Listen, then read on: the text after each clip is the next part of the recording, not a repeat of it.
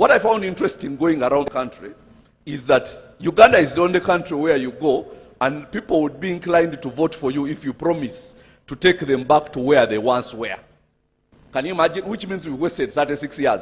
If you are going to tell people that if I will take you back to the days of cooperatives, to the days when our education was very respected across the region and people came from all over to study in Uganda, I will take you back to the days, you know, of proper marketing, of when hospitals were actually health centers and not death traps.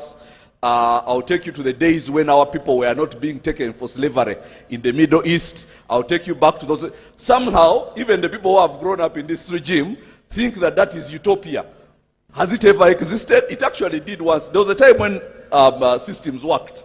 When people would go and sell their coffee and all they are given is a note, a promissory note that they will be paid for their coffee. And guess what? They would be paid. Because systems work. Now you try doing that right now. By the way, now that coffee thing, that woman who they gave the coffee industry is an arms dealer. She sold illegal arms to this government, and the coffee thing is a way of paying her using taxpayers' money. Now you go and say Kabuleeta told you that, and it is the truth. She's an arms dealer. She doesn't know anything about coffee. She knows as much about coffee as I know about the anatomy of a penguin or something like that. She doesn't know anything about coffee. She's just an arms dealer. So they are doing their deals. And somehow, these people in parliament started writing promissory notes to her, isn't it? You wrote a promissory note that they would pay her money without any money. But the promissory notes became money before even any coffee has been exported and so on. So anyhow, that's because of one small thing. Those people actually really believe they own the country. And we are just squatters. They are completely convinced the country is theirs. Now, when you see Uganda, for them they divide it. This one belongs to this member of this family. This one belongs to the other one. This one belongs to the other one. I was somewhere in Rwenzori and somebody was telling me how, you know, for us in our party, you know those. I told him, you're chairman LC5. Half of your district is owned by one person who is not even from that district. That person is Muhozi. Now, he's not even from that district. He owns half of your district. And you come here and tell me you're chairman LC5. What kind of chairman LC5 are you? You're just occupying an office. My point is, we have to stand up and actually be serious people. The people that we are contending with think they own Uganda.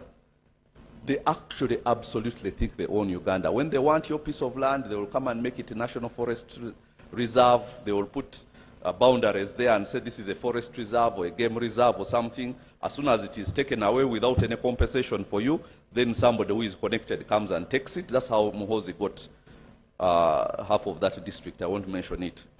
Okay? They come and say this is a game reserve. The next thing is rearing his cattle there. But I'm telling you this, Matemba has gone. But I'm telling you that project is not going to work. We are not fools. Okay? We are not fools. The fact that we are doing all these things, and now everybody who loves this country, people are joining us.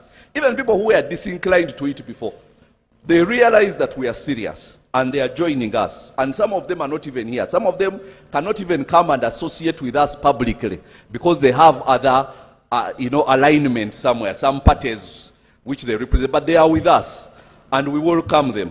And we welcome everybody who loves Uganda, even those from that yellow party, because they are also slaves like everybody else. You see, Malcolm X brought the term of house slave and field slave, and he said that there are slaves who are called house slaves. For them, they work inside the house, they prepare tea for the boss, they clean clothes and so on. So when the boss has tea, they also have some leftover tea. If there is a piece of bread that is left, they also eat bread that day. Now, for them, they are a higher class of slaves, but they're also slaves. Then they are different from the field slaves. The field slaves are the ones who work in the sun and come and they are famished and they don't have all these privileges. But all of them are slaves. So even I'm telling some of our colleagues in that yellow party, that party is about a family. It's not about Uganda. That party was created to keep one family in power. So if you're not a member of that family, you're a slave. You might be a field slave, which means you eat some bread here, you eat some milk here, if the boss has some is left over.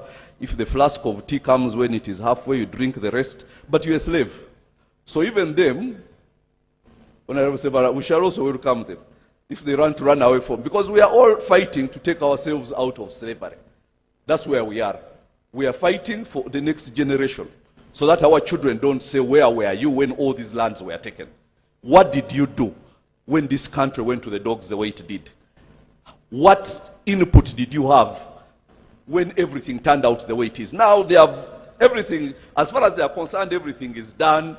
They are now preparing to hand over. Oh my God, I have a surprise for them. We are not going down that path.